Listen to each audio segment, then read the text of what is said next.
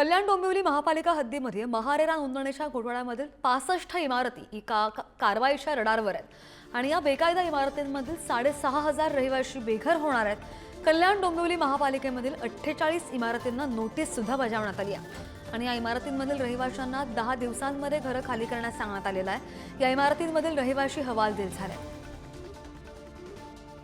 बघा, हे सर्वसामान्य कुटुंबातले नोकरदार वर्ग सर्व आहे आणि या गोरगरिबांना एक तत्पुंजी पगारामध्ये यांना घरं घ्यायची होती। यांना कोणत्याही कायद्याचं किंवा कागदपत्रांचं नॉलेज नव्हता। यांची फसवणूक झालेली आहे। यांचा याच्यात काहीच दोष नाही।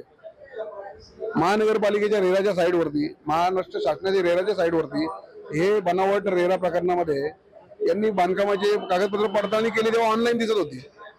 त्याच्यावर विचार ठेवून या गोरगरिबांनी घरं घेतली।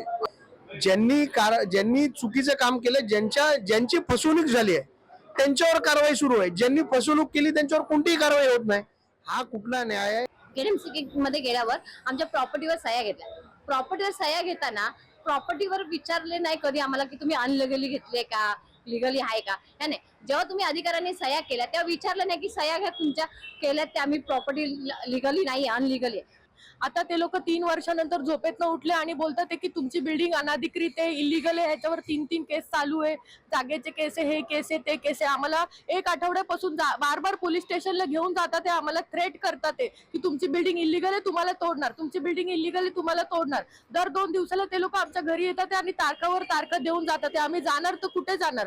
हे मी उद्या जर आम्हाला ह्या बाहेर काढलं बिल्डिंग मधून तर आम्ही कुठे हप्ता भरायचा आणि कुठे जायचं?